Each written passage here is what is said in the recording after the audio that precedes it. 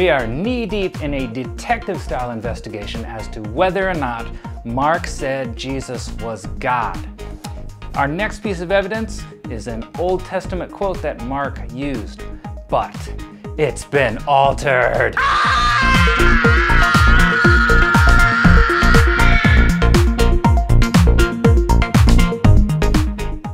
In Mark 1 verse 3, Mark quoted Isaiah chapter 40 verse 3, a very famous verse, but he made a subtle change, and the question is why? There's nothing obvious here until you look up that verse in Isaiah and put them side by side. You'll notice one subtle difference. If a Jew read this, they would have been very familiar with the scroll of Isaiah.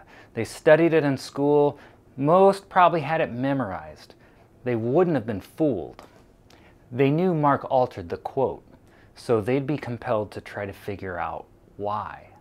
Isaiah 40 verse 3 says, "Make straight in the desert a highway for our God." And Mark 1 verse 3 just says, "Make his path straight." Do you see what Mark removed? This is going to take a lot of coffee, and I don't have any interns. Luigi, stop trying to kill me in my sleep. You've been promoted to intern. Congratulations. Fetch me some coffee.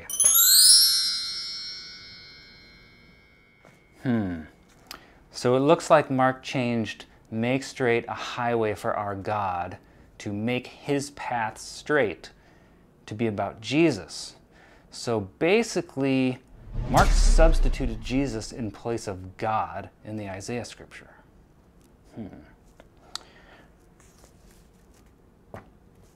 Maybe? The implication is that God is about to travel through our world. That's how Mark chose to introduce the reader to Jesus. So when you put 2 and 2 together, he thinks Jesus is God traveling through our world. I felt like I'd just found 20 bucks on the ground. I've heard many people teach on this verse, but I've never heard anyone mention that. Maybe it's because it's kind of an abstract concept. Boy, if you didn't know your Old Testament very well, then this piece of evidence is almost completely invisible. The whole reason I started this investigation in the first place was because many people think Mark never said Jesus is God. Turns out he did, it's just kind of hidden to us. But not to the Jews. They probably would have wanted to kill Mark over what he wrote here.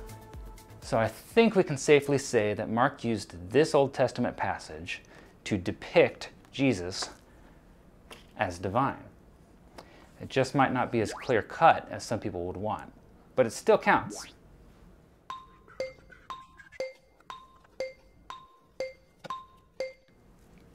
I do have one open question. Most scholars think that Mark was writing to people who were not Jewish, so why is he doing all this fancy stuff with Old Testament verses? I mean, it's cool, I like it, but they wouldn't have any idea what he's talking about because they don't have a background in the Old Testament. I never quite figured that part out. My best guess is that he used these Old Testament quotes to loop in the Jews into the conversation. But I suspect going forward he'll shift gears.